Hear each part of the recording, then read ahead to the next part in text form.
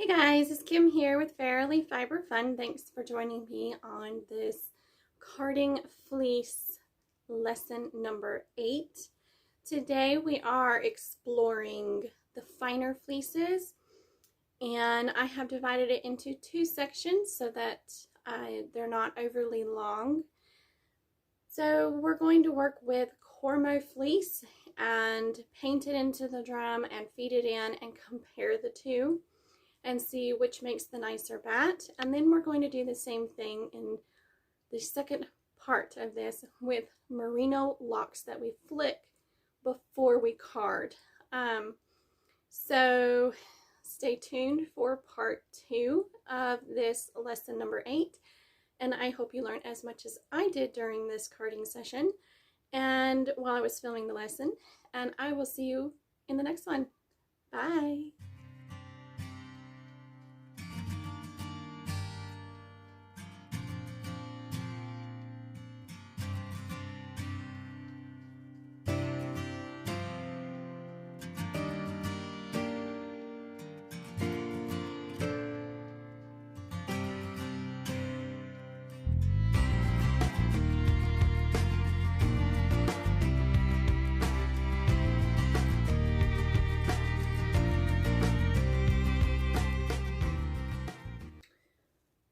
Okay, so we have worked with wool that we picked, wool that we've flicked, and now we're going to work with a very fine fleece and kind of see how it does. So we'll be carding 2 little bats with this Cormo wool, and then I have some merino flicked locks that we will also be working with. So today's video is going to be quite a bit longer, today's class, quite a bit longer than usual.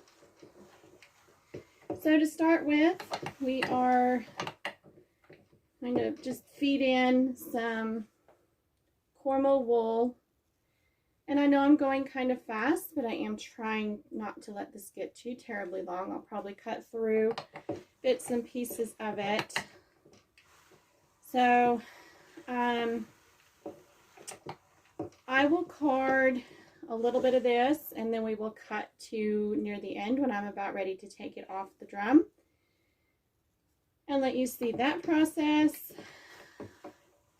And then we're going to do one painted on, and then we will compare the two and see if we're going to run it through again, which I'm pretty sure we are, and just kind of see how the neps are with the Superfine fleece between the painted on first time around and fed through. Fine fleeces have a tendency to break or tangle as they're being carded, and that can cause a lot more neps and noils than the coarser fleeces that are stronger. Just the finer the diameter of the fleece, the more easy it is to break it. And that's true of thread and rope, and you know, it just kind of makes sense. It's more delicate if it's thinner. All right, so we're gonna cut to the end of this carding session of the Cormo, and this is nowhere near full, but I only have so much of this Cormo left in my stash. So partial bat it is. Now let's see how easy it is or how difficult to take the bat off the drum. And yes, there is a lot of veg matter in this. That's what happens when you don't flick the locks and your fleece has veg matter in it. That has never bothered me. Most of it comes out in picking, a lot of it comes out in carding, and more comes out during the spinning. So that turned out pretty nice. I'm surprised at how nice that turned out. Let's do the other one and compare. There's still a good bit of veg matter in there. And some of this that looks like veg matter is actually dirty tips. Right there.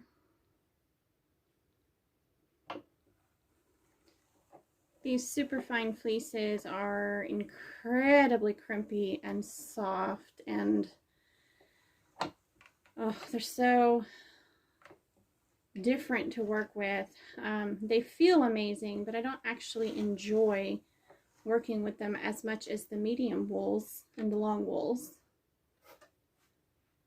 But that is just my personal preference.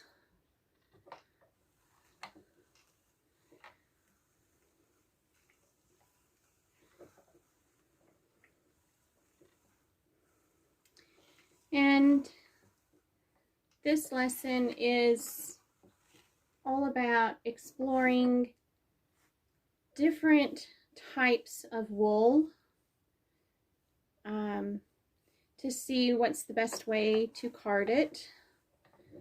Of course, if all else fails, hand card, or just flick the locks and spin from those, but I'm sure we'll get into a discussion on that in a different session another day.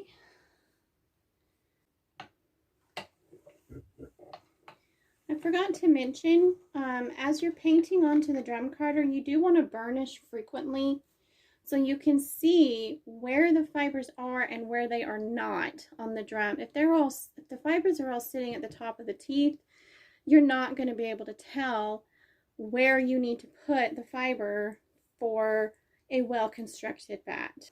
And it keeps the fibers from grabbing onto the liquor in and getting stressed by that.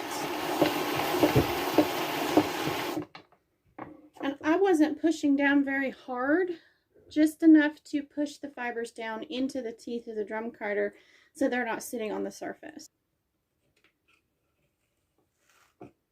I either packed it on thicker than the other one, or there's more fiber in the other one. Like I said, this is the last of my stashed Cormo. What is Brown doing in there? No matter how thoroughly you clean your drum carder, there's always going to be something left behind that you don't want in your new bat. All right, so we have the one we fed through the drum carder, which is the more typical way that people think of to card fleece. It definitely needs to go through again. I'm seeing a lot of little short bits that are kind of wanting to fall out. Some of the locks have not opened up all the way. I don't know about the neppiness. There's neps in here, but they're not terrible at the moment. They might be worse on the next pass. So here's the one that we painted on, and right away it looks like there's more neps. And they may be neppy, or it may be that the wool needs to be carded again to smooth out all of those little bumps and wadded up little bits. So let's run these back through the carder and do a second comparison. Let's do them in the same order that we already did. So that we started in. So this is the first bat that we made with the Cormo wool, and I'm just lightly drafting it before I open it up. It's very poofy.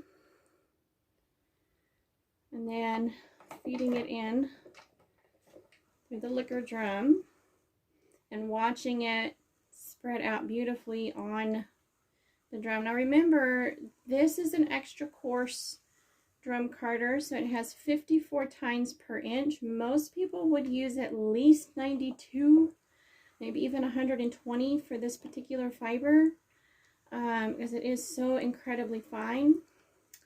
And I'm not sure why it is common practice to use a finer carding cloth for a finer fiber. That's never been the case for me. I've never preferred the finer carding cloth, so I don't understand that stigma.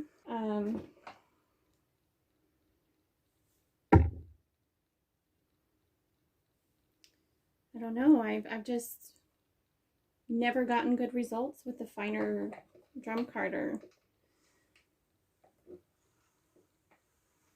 It's always made a lot more neps and noils and caused more problems. So we shall see what this comparison reveals. This isn't just classes teaching you how to do something.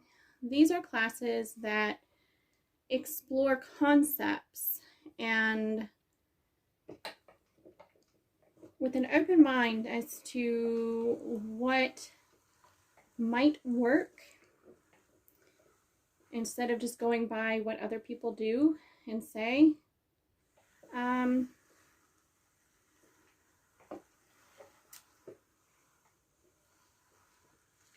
My policy is you find what works for you, and if it works for you, then it is the right way for you to do it.